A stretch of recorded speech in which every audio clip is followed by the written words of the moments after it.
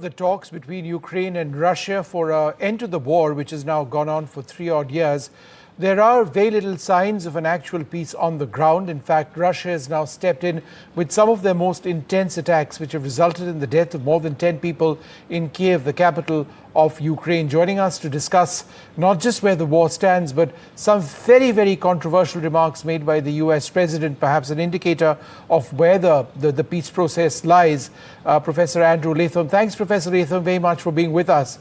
I'm just going to read out that quote of Donald Trump, where he says, and I quote, "I've always had a very good relationship with Vladimir Putin of Russia, but something has happened to him. He's gone absolutely crazy. He's needlessly killing a lot of people. And I'm not just talking about soldiers. Missiles and drones are being shot into the cities of Ukraine for no reason whatsoever." If Trump is now calling Putin crazy, where does that leave the peace process? Well, before I address that question directly, I would say that if you think back to the Second World War and the bombing of Dresden and Hamburg and Coventry and London and Hiroshima and Nagasaki and Tokyo, there were tens of millions of people killed. So when we talk about an attack that renders 4 people dead, I'm sorry for their families, I really am. But that's not on the same scale. It's not even in the same universe as the Second World War. Sure. Having said that, an analogy to the First World War on the ground is obvious, right? The trench warfare, yep, the attritional warfare, et cetera, et cetera. But in terms of the bigger American picture, Trump is all over the place. Sorry, I meant to be more respectful. President Trump is all over the place. Some days he's in President Zelensky's corner, and some days he's trying to build a relationship with President Putin.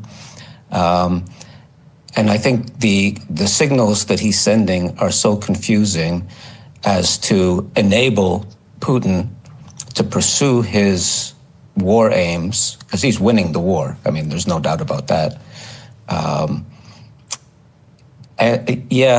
Not the best president we've ever had. Realistically speaking, unless there is a peace process, do you sense that Ukraine and its defenses might fold within this year? Yeah. It pains me to say this, but Ukraine is going to be defeated. It's not going to fall entirely under Russian hegemony. All the Russians want, all Putin wants, is the 4 oblasts and Ukraine to be demilitarized and neutralized. So no European Union, no NATO membership, those kinds of things. And I would say that he's going, for better or for worse, he's going to get his way within the next few months. See, most of eastern parts of Ukraine have already gone to the Russians. They've made considerable progress. They've made a lot of inroads moving west. Would he actually stop essentially at the line of contact, or do you expect him to continue moving west? Moving a bit farther west. I mean, the Russians do not yet have control of those 4 oblasts, which the Russian constitution says are part of Russia. So until and unless that territory is conquered, Russia's going to continue fighting. Is it going to invade Germany and France and cross the Channel and attack Britain? And no, that's not what's going on here. It's not even about conquering all of Ukraine. It's about taking those 4 oblasts in their entirety and about the land bridge between Crimea and those oblasts. And that's it. And President Trump is just going to let that happen? Well, there's a couple of places that I never want to inhabit, and one of them is President Trump's brain. I don't know, because he's all over the place. On any given day, on any given hour, he's sometimes on Zelensky's team, he's sometimes on Putin's team, he's sometimes building a relationship with Russia, he's sometimes trying to check Russia and blunt Russia and balance Russia. That's not a place that I, even if I were a psychiatrist, I wouldn't want to inhabit that place. But as a political scientist and international relations specialist, when I look at this from a 30,000-foot perspective, what I see is ultimately the United States of America trying to create a situation on the ground in which Russia gets the limited things that it wants, and then that allows the United States to disengage from Europe and rebalance and focus on the Indo-Pacific. Sure. That's where I see the Trump administration going. America literally pulled the rug under Europe, and the premise of NATO at the Munich Security Summit, I was there for that, and what J.D. Vance said, I mean, stunned European leaders. And the basic point was that, look, Europe needs to get serious about its own defense. But in the interim period, Europe can't realistically do anything to stop Russia, can it?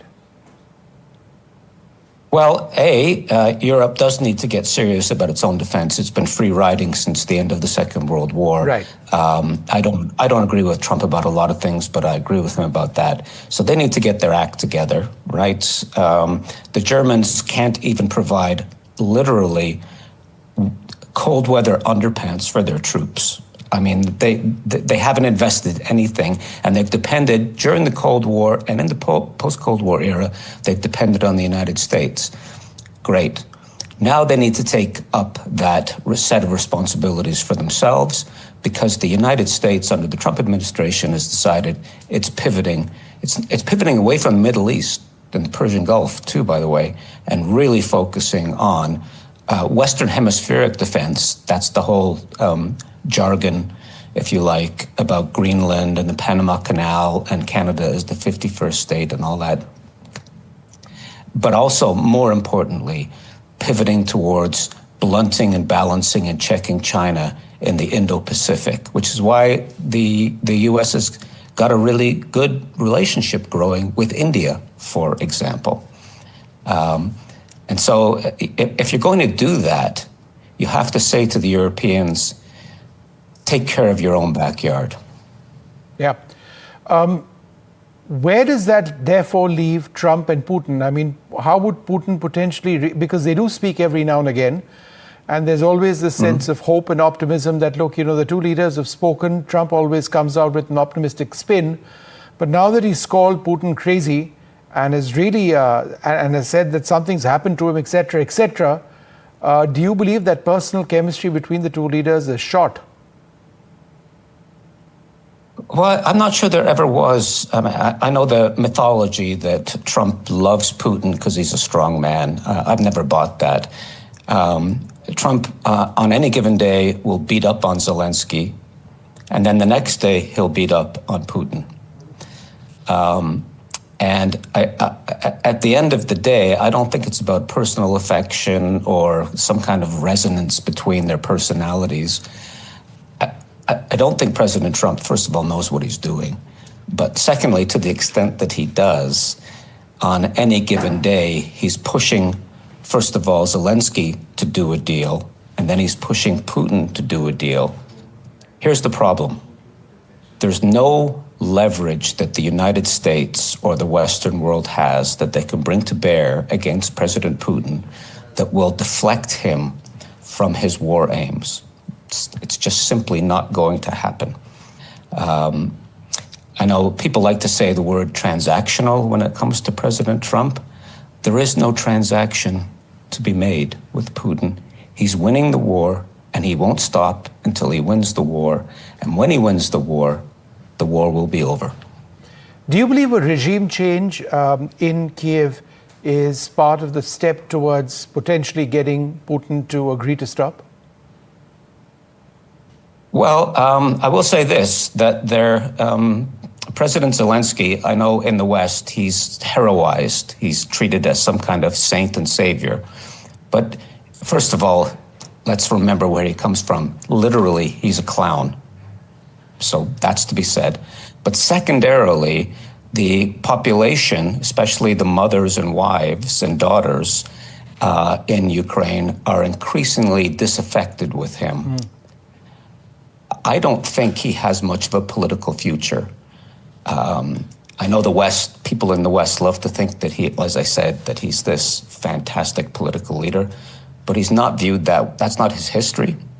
His history literally is as a comedian, and his actions over the last 10 years have actually not caused this war. This war was caused by Putin, don't get me wrong, but he has created the conditions of possibility for this war with NATO expansion and trying to eliminate Russian culture within Ukraine, et cetera, et cetera. I mean, there's a whole long story there. And now that Ukraine is on the verge of losing this war, with all of the casualties, they're literally running out of men to fight this war. Yeah. You can imagine the mothers and daughters and wives really not being happy with Zelensky. All right, Professor Latham, it's sad what we are discussing today, but we are no closer to a peace, despite what the optimism and the sense of hope was. Hopefully things will change. Thank you very much, sir, for being with us.